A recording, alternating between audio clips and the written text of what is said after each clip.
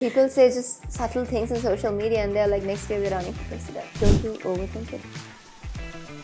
If that wasn't that, I hate you. You're trying to get me cancelled. I would say I'm Not a fan? not a fan. I've moved on to like, how do you reach out to brands, your rate cards, back up. So Christmas is close, right? So a lot of brands reach out early beforehand for Christmas content, and I'm just like,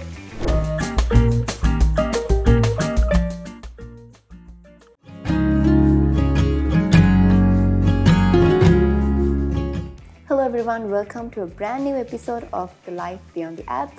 Before we are starting off, shout out to our venue partners, Skyport by Coronation, our hair and makeup partner, The Beauty Quest, and our clothing partner, The Cult Original. So today we have Sethumi with us. Hi Sethumi, how are you doing today? hi, I'm doing good. I'm a bit nervous, but I'm doing good. Hey, I love the outfit. Thank you. I know you said casual, and then I was like, you know what, this is not gonna happen again. So I think that's pretty casual. it's a full purple outfit There's with nothing heels. called overdressed. There's no such thing as overdress. No, Overdressed. thank you. Love. I- What do you do beyond content creating? Well, my name is Sethumi.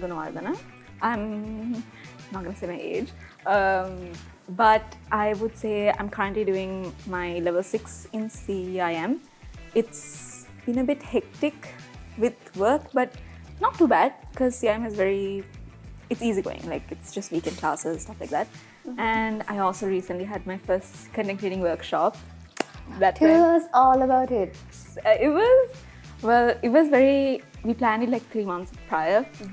It was a bit rushed, but we were just like, you know what, let's like get it. It was me and a few of my friends that like got together and we started a brand, and this was supposed to be the first workshop. It was like, I was so nervous because they were like relying on me a lot because it was our first workshop. We needed to make a good impression. Yes. And I have never done something like that before. So I was just straight up like, you're putting a lot of like trust in me. Like my friend was like, I trust you, you can do this. I was like, okay. That helps. Yeah, that helps a lot. Like the first few people came and I started sweating. I was like properly nervous. I was just like, oh my god, I can't Were you do this. expecting that much of people? No, like they just kept coming in and I was like, okay. Are you sure? Yeah, like this is the right place. Are you sure? And the more people that came, I just kept getting nervous. Okay, and like I thought I was so scared of stuttering in front of people. And I was like, what am I gonna do? Like I was sweating and I was scared. It went so much better than expected. The turnover was really good, and we have a lot of demand right now asking for a second workshop. So I don't know, fingers crossed. Sounds like you killed it. Thank you. And then I moved on to the more important aspects.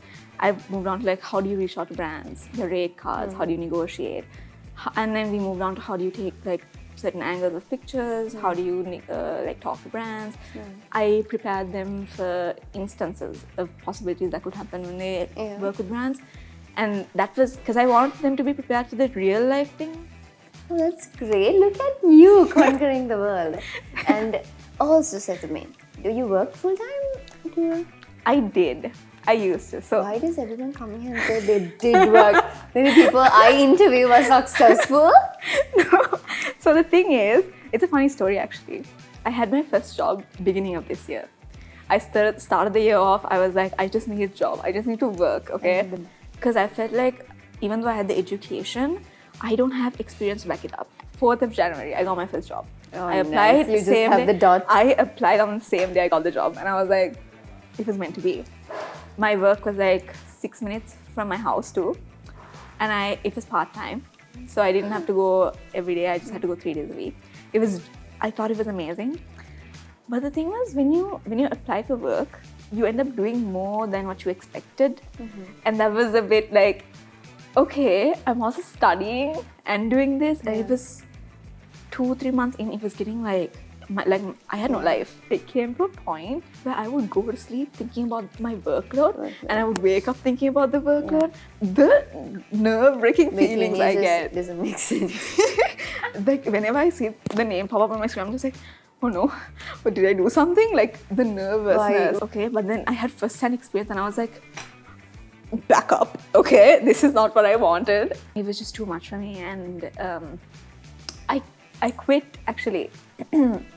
I resigned Was And it risky to take that step? How was that? was- Give me all the emotions. it was so sudden, unexpected. I wasn't planning on it. It was just unexpected. Like it came to a point where like my mind was just like, I can't do this anymore. Like this is becoming too much for me. And I was just like, and I just sent in my resignation. I didn't think it through. I just sent in my resignation, and I was just like, did I just do that? Oh no! Oh, I can't believe I just did that. I cannot believe I just did that. Because the thing was, I had just started content creating. I was earning from it, but I was earning small incomes from it because I've just started. Like, it just happened. Like, I wasn't planning on it. It just happened. And I was just going with the flow of it. It was just a side hustle. I wasn't focusing on it. While you were part-time? Yes. Oh, So it was part-time in content creating and my studies. And like, there was a good balance between my studies and my content creation work. But there wasn't a balance between my work and my studies. As soon as I sent the resignation letter in, I was like, oh, I messed up. I thought I messed up. I thought I was done. I was like, I had so many plans.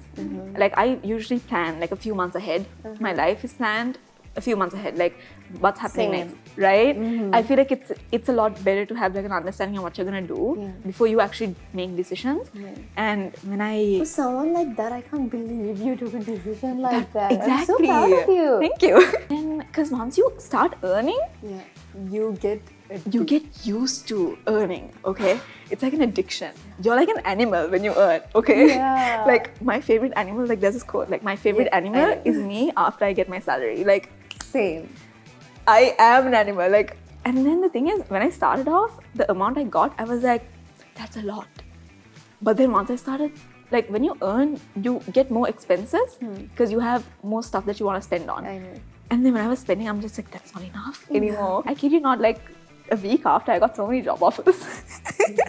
I was panicking for no reason. Like a week later, I got so many job offers, and I was just like, oh.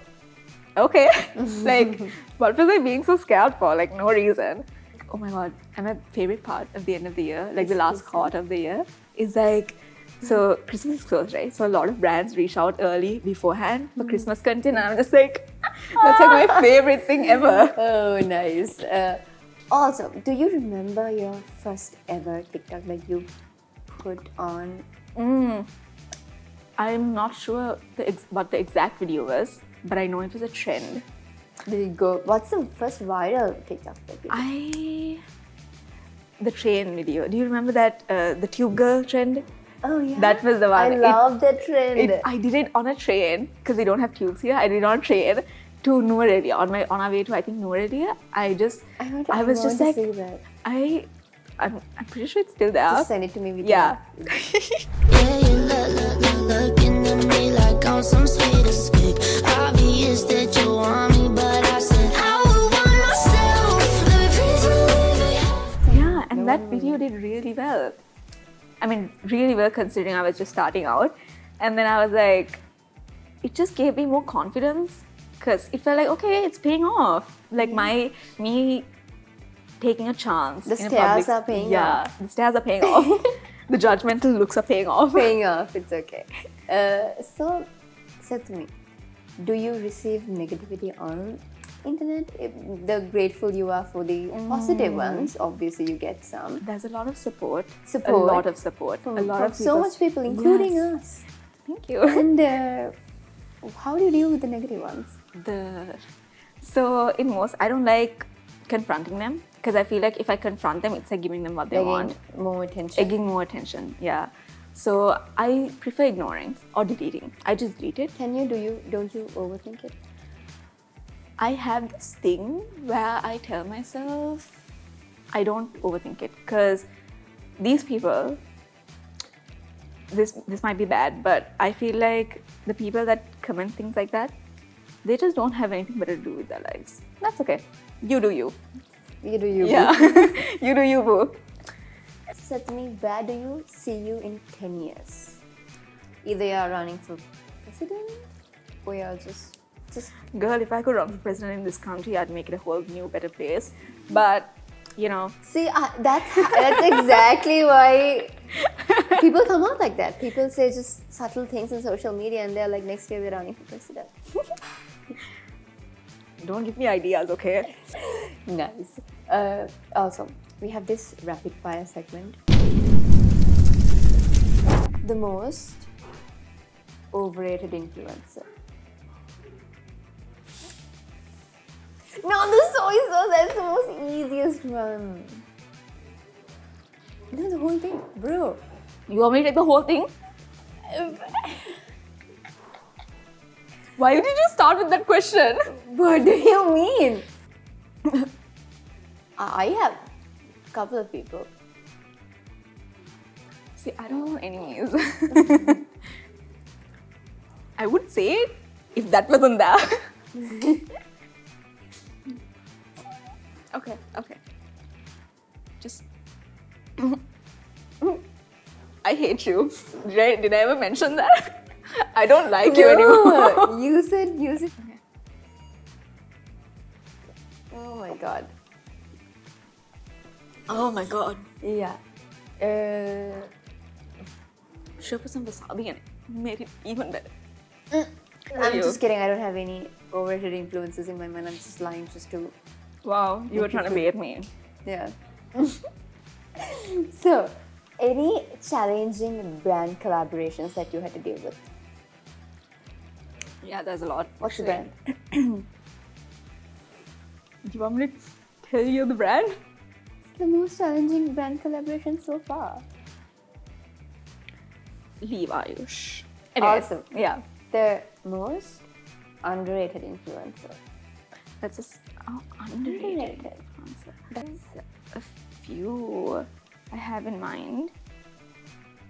I wanna say my sister, but then people already know her. So, but I also feel like she's a bit underrated at times because she puts a lot, like I mean a lot of effort. Like sometimes, let's say she gets a clothing collab, and she's like, if she feels like the aesthetic of the house doesn't go with like the outfits, she would go looking for like a different place to shoot the content. And she would sometimes like book a hotel and go stay there and like shoot just to shoot that content. Like she goes the extra mile to make sure the content is of the highest quality.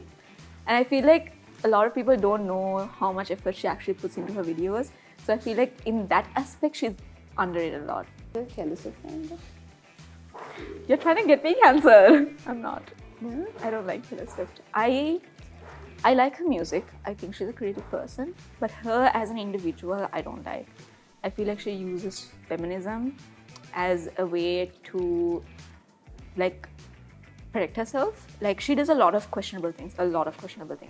And she uses feminism as a way of like putting a barrier and being like, I'm a feminist, so you can't like try to cancel me or anything like that. I feel like she uses it as a weapon. And I don't like that. You're so cute. Thank You are very hardworking, and we wish you all the very, very, very best for your future. Thank you. It was so lovely talking to you. You made it very comfortable. And hope we can do something like this again. So it's an end of this episode of Life Beyond the App. Shout out to our new partners, Skyport by Coronation, our hair and makeup partner, The Beauty Quest, and our clothing partner, The Cult Original. See you guys in another fun and exciting episode next. Until then, see ya!